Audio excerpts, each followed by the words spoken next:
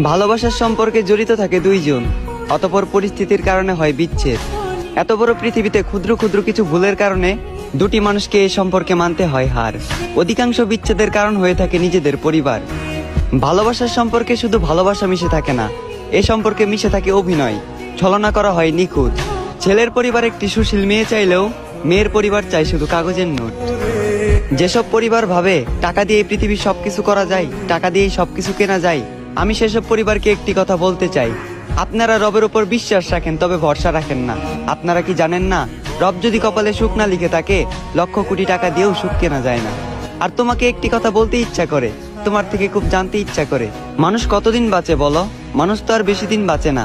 সংক্ষিপ্ত এই জীবন শত দুঃখ কষ্ট হাসি খুশি মিশ্রিত করে আমার হাতটা ধরে কি পার করে দেওয়া যেত না? আমাকে তুলনা করা হোক তোমার বাবার সাথে। তোমার বাবা যেমন নিজেকে বিলিয়ে দিয়ে তোমাদের মুখে হাসি খুশি রাখে, ঠিক তেমন আমিও পারতাম নিজের রক্ত বিক্রি করে হলেও তোমার মুখে হাসি ফুটাতে।